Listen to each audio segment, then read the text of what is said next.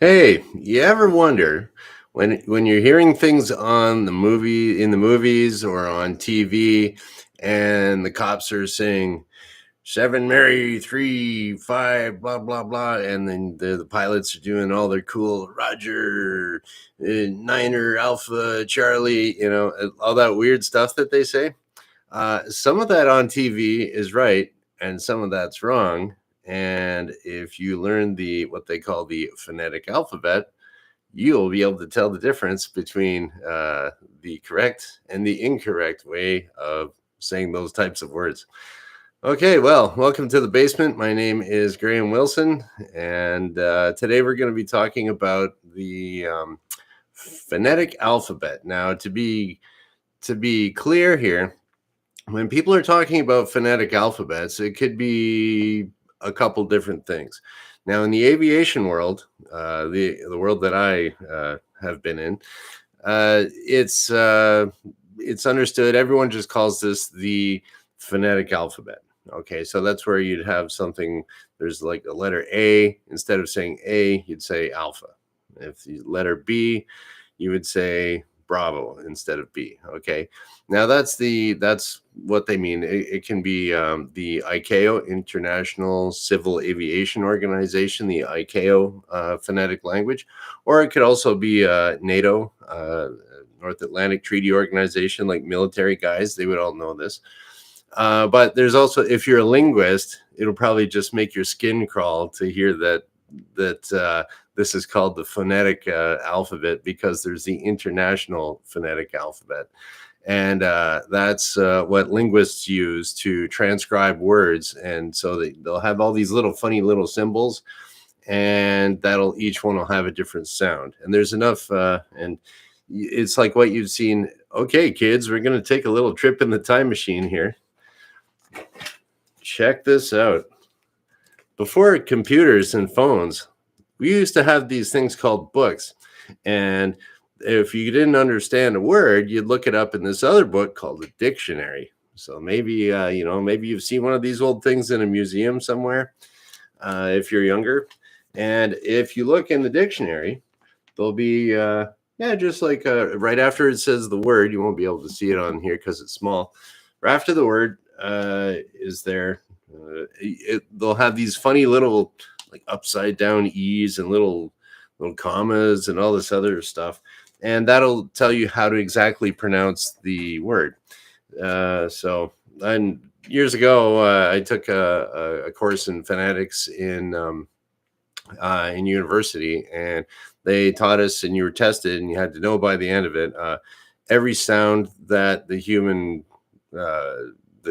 every sound that is made by the human head, I guess, because sometimes you might say mouth, but it's actually a throat that makes a noise, or it could be a click, like a Bushman click or something like that, and how that would be all written down. So that's the linguistics majors and those guys. Okay, I know where you're coming from. This one here's for the airplane and the NATO and military people. And so good morning to Sephardine Squibb and Mona Moore. So I'm going to tell you a little story about the phonetic alphabet when I was teaching people how to fly. It's about a guy, and his name was Mike November. Now, Mike November was this dude. He just showed up one day, really average guy, super average guy. Mike November was the most average guy you'd ever want to meet, except he had great big feet, the hugest feet on the most average looking guy that I've ever seen. So, I mean, he was average height, average weight. The guy was just so average. Mike November was the most average guy in the world, except he had these great big feet. So Mike November and I went to go flying. He was in town working, actually. And he wanted to get at least to the point where he could go solo. So Mike November says, okay, Graham, I got this plan I want to do while I'm not working, doing construction down here. I want to go at least solo. And then he was originally from Alberta, I think it was. So Mike November, I said, no problem, Mike November, you average guy, I'm going to get you solo. And one of the requirements to going solo is that you have to know the phonetic alphabet. in order to pass your radio license, so that you get a medical and you get this other stuff, and then you can get a student pilot permit. Then you can go solo if you're ready, if your instructor says you're ready. So Mike November said, no problem. I can totally learn that stuff, and I'll learn it. And, so a few days later, he comes back. He's like, I just don't have time. I'm working so much construction. And I said, look, Mike November, I know you got to spend a lot of money to buy those great big boots that you have there, because they're special order because your feet are so big.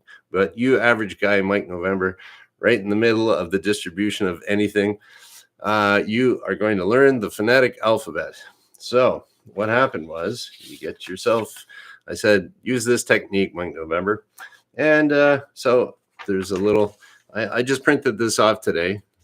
You can find this on, just do a Google image search on NATO phonetic alphabet, ICAO phonetic alphabet, aviation phonetic alphabet. And what you want to see is this Alpha Bravo Charlie stuff. Okay. And then, so I said, okay, Mike November, you average guy, you right in the middle of life, take this piece of paper. I gave it to him, and I'll put that on the seat next to you when you're driving along in your truck. So, so every time you come to a stoplight, try to read the license plate in front of you. Okay. And then if you get stuck, it's like, okay, there's that, Yankee, Oscar, uniform, T, what's T? Okay, what do we got there? Tango. Okay. And yeah, so just keep it there. Right next to you, Mike November, you average guy right in the middle. Okay, get that piece of paper. And then sure enough, after a week, he came right back, did his radio license. He knew everything perfect. So that's one thing that, and I learned this myself when I was learning that. What I did, I just got a piece of paper with that, and I used to walk to Sioux College. I used to walk to school, and I would try to read. The street signs and stuff like that. Anything I would see, license plates, street signs, piece of garbage on the ground, anything. If you're sitting there on the bus, maybe, and you're looking up and you're reading different advertisements, or maybe you're waiting for the bus. You don't need your phone out or anything like that. Just get your little piece of paper and you try it. Now, there are some apps out there that you can use to that will help you learn the phonetic alphabet. But Mike November, he was never really into the phone stuff. He was more of a construction hands-on type guy. And so the paper worked for him, paper worked for me, paper works, and you've never heard that anywhere else, have you? And I've used that on many students since Mr. Mike November. So as it turned out, Mike November, he ended up finishing up his construction, and he ended up going solo before he went out to Alberta. Him and his big feet went out to Alberta. And so you might be suspecting, why? Wait a minute, Mike November, wait a minute, he's on to something here. I know he's up to something, right? And you're correct. Because if you look at the phonetic alphabet here, you got Mike and November. Okay, so Mike November. Sneaky, eh? No, there was no guy named Mike November. But because it's right in the middle of the alphabet, everyone always forgets Mike November. So if you're learning this, just remember Mike November is that's what it is. Mike November, the average guy right in the middle with the great big feet. But the guy I was thinking about with that story was actually, this guy had the hugest feet I've ever seen. I mean, and he was like really tall. It was probably about 6'7", 6'8", something like that. Big guy. And his feet barely got into the Cessna we were flying there. And he had to fly with the seat all the way back to get his leg room, get enough leg room. And yeah, he flew the Cessna 172R, like with the seat all the way back, and we were trying to figure out the weight and balance on that and everything, because I've never had any student like sit right at the back before. This guy's legs were huge. But so Mike November, everyone always forgets that, and I have my own theory why everybody forgets Mike in November. is for the learning factors of, I think I discussed some of the learning factors in another video before, but learning factor of primacy. So everyone, when they're learning the alphabet, they learn A, B, C, D, Alpha, Bravo, Charlie, Delta, and then they get a little stuck. They always forget about our friend Mike November right in the middle, and then at the end they'll remember, okay, X-ray, Yankee, Zulu. But they, for some reason, and so that's a learning factor of primacy is right at the beginning. You remember the things at first.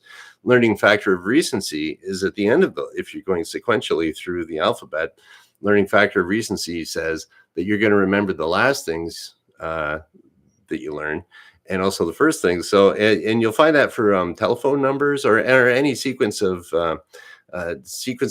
You probably remember the front and the back, or the beginning and the end, but in the middle you always forget it. So remember Mike November, and then you won't be stuck like everybody else on that. But yeah, to review, get your piece of paper, print it out.